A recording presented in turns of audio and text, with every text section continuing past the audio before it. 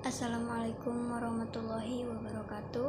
Perkenalkan, nama saya Sinta Wulandania Sari, NPM 10119013, Prodi Manajemen. Di sini saya akan memaparkan materi mata kuliah Pendidikan Agama Islam 6. Yang pertama yaitu ada Ma'rifatullah Rasul, yaitu mengenal hakikat Rasulullah. Muhammad Shallallahu Alaihi Wasallam adalah sebagai hamba di antara hamba-hamba Allah lainnya. Sebagai hamba, maka Rasul mempunyai ciri yang juga sama dengan manusia lain seperti beliau, mempunyai nasab dan jasadnya. Sebagai hamba ini menunjukkan bahwa Nabi adalah manusia biasa yang Allah berikan kemuliaan berupa wahyu dari Allah. Untuk mengetahui Nabi sebagai hamba dapat kita ketahui secara pasti dari perjalanan sirah Nabi, khususnya dalam fikih sirah. Di sini juga ada abid min ibadillah, hamba di antara hamba-hamba Allah.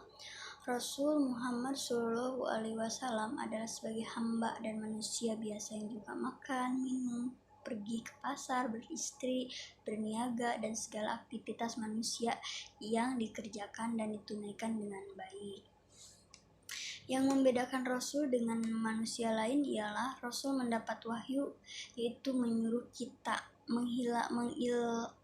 mengilahkan Allah saja. Yang pertama ada insan, manusia. Rasul sebagai manusia digambarkan makan, ke pasar, dan sebagainya. Perilaku ini menggambarkan suatu aktivitas sehari-hari manusia. Apabila Rasul sebagai manusia, maka dakwah mudah dilaksanakan dan diterima. Tidak ada alasan bagi manusia untuk menolaknya. Yang kedua ada nasab atau keturunan. Rasul berasal dari kaum Quraisy. Bapaknya bernama Abdullah dan ibunya bernama Aminah. Beliau mempunyai keluarga dan keturunan yang jelas. Begitupun tentang sejarah kelahiran dan asal-usulnya. Kemudian ada zims atau fisik. Fisik Nabi Muhammad Shallallahu Alaihi Wasallam digambarkan banyak oleh hadis seperti rambutnya yang rapi dan selalu diikat atau disisir, badan yang kuat, tinggi, sedang, dan sebagainya. Kemudian ada sirah nabawiyah, yaitu sejarah kenabian. Penggambaran Nabi sebagai hamba Allah terdapat di dalam sirah nabawiyah. Penggambaran ini dijadikan sebagai pengajaran menerangkan sesuatu dan juga dapat sebagai petunjuk bagi yang membacanya. Di sini juga ada tugas Rasulullah Shallallahu Alaihi Wasallam dibagi menjadi dua, yaitu menyampaikan risalah dan menegakkan dinallah. Kedua ini adalah intisari dari perintah Allah Subhanahu wa Ta'ala dan amalan dakwah Nabi Muhammad Shallallahu Alaihi Wasallam. Yang kedua ada tugas kedua, yaitu menegakkan dinallah. Tugas ini tidak semua muslim memahaminya atau tidak mengetahui bagaimana untuk merealisasikannya.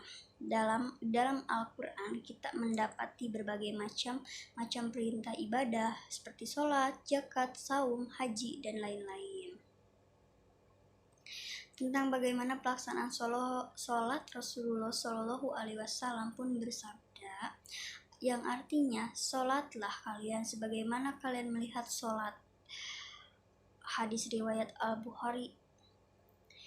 Dari Rasulullah Shallallahu Alaihi Wasallam bertugas menyuruh manusia agar mengetahui dan mengamalkan Islam sebagai minal hazul hayah atau pedoman kehidupan.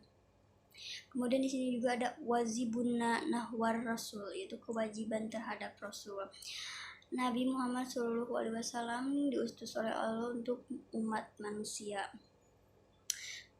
Kemudian Allah telah menerangkan di dalam kitabnya bahwa Nabi Muhammad diutus tidak lain adalah sebagai rahmat bagi seluruh alam. Kemudian ada juga di sini